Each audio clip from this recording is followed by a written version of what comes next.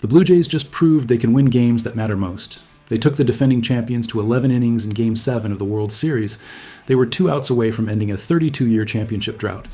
And now, with that hunger still burning, Ross Atkins is making moves that show Toronto learned exactly the right lessons from October. While other contenders chase headlines with max contracts, the Blue Jays are quietly positioning themselves to strike where it actually counts. And the clock is ticking on their next brilliant chess move. Hello, Jays Nation! Welcome to Jays Quick News, your go-to spot for the latest Toronto Blue Jays updates. Coming off the most thrilling playoff run this franchise has seen in 3 decades, the front office isn't sitting idle. Today we're breaking down a signing that could define Toronto's championship window, and it's not the one everyone's talking about. This move combines proven international power, defensive versatility, and strategic financial genius.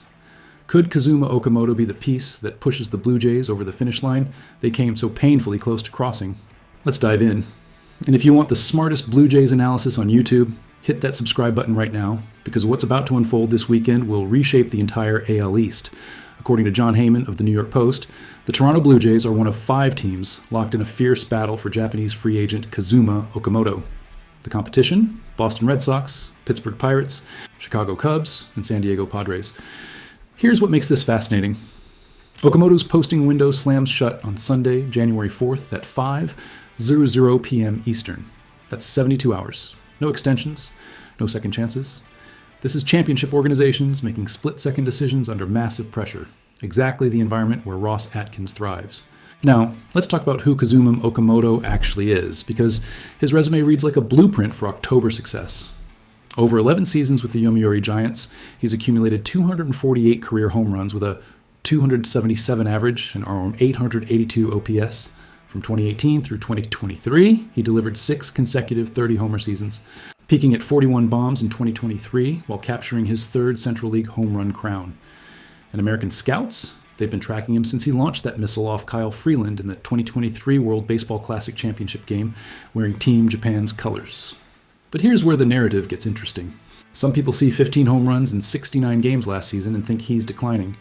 Championship organizations see a 30-year-old hitter who battled through an elbow injury from a May collision, missed 3 months, came back in August, and promptly posted career-best discipline numbers. That 327, 416, 598 slash line tells you everything. An 11, 3% walk rate matching an 11, 3% strikeout rate? That's elite plate discipline in any league. That's a hitter who understands the strike zone, controls at-bats, and makes pitchers work. That's exactly what playoff baseball demands. Think about the Blue Jays' organizational philosophy right now. They just rode Ernie Clement's historic 30-hit postseason to within 2 outs of a World Series title. Clement wasn't a superstar. He was a smart, versatile player who understood his role and executed relentlessly when it mattered. That's the blueprint Toronto is building around. Proven winners who fit multiple roles. Okamoto slots perfectly into that vision. He can play first base, where he won the 2024 NPB Fielding Bible Award. He can man third base, allowing Clement to maximize his utility value across the diamond. He gives John Schneider lineup flexibility that becomes priceless in October when matchups determine championships. And here's where Ross Atkins is playing 3-dimensional chess, while everyone else is stuck playing checkers. Okamoto's projected contract sits around 4 years, $64 million. Compare that to Kyle Tucker's expected deal north of $350 million, or Alex Bregman's demands. Toronto can sign Okamoto and still maintain the financial flexibility to make another massive move. Want to pair Tucker's elite offensive arsenal with Okamoto's power? The numbers work. Need to re-sign Bo Bichette to keep the championship core together? Okamoto doesn't prevent that. Looking to add another elite reliever after Jeff Hoffman's Game 7 heartbreak? You've got room. This is championship roster construction at its absolute finest. The Blue Jays aren't choosing between building for now or building for later.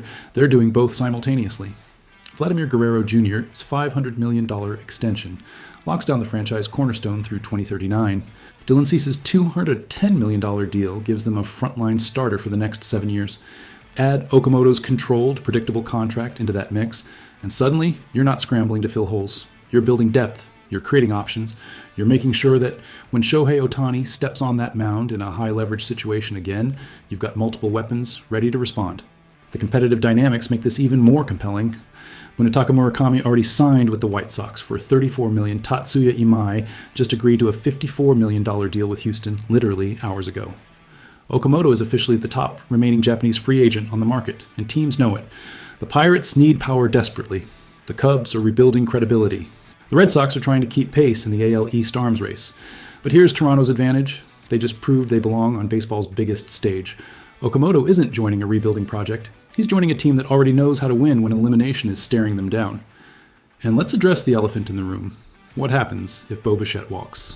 The Blue Jays have maintained mutual interest, but free agency is unpredictable. If Bichette signs elsewhere, Okamoto becomes the perfect answer. He provides that right-handed power balance the lineup needs. He fills the infield gap without forcing Toronto into a desperate overpay. He keeps the championship window wide open while the front office continues building around Vladdy, Cease, and their emerging young core. With 72 hours until decision time, expect Scott Boras to work every angle. Okamoto's physical presence in the United States, conducting face-to-face meetings, proves this isn't posturing. This is serious business. Championship organizations don't fly across continents for courtesy chats. They're evaluating fit, discussing culture, presenting vision. And the Blue Jays' pitch is simple. We just played the greatest Game 7 in World Series history and lost by 1 run in 11 innings. Come help us finish what we started. So here's my take. Jays Nation, signing Okamoto isn't about replacing anyone. It's about adding championship depth without sacrificing future flexibility.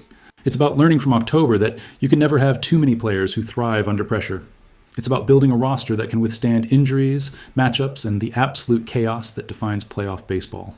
This is Ross Atkins playing the long game, and I love it. What do you think? Should Toronto pull the trigger on Okamoto? Does this move make them the clear AL East favorites? Could this be the signing we look back on as the moment they built a dynasty? Drop your thoughts in the comments. I need to hear from real Jays fans on this one. And if you're fired up about championship caliber roster building, smash that like button, subscribe to Jays Quick News, and turn on notifications. The next 72 hours could define this franchise's future. Let's go.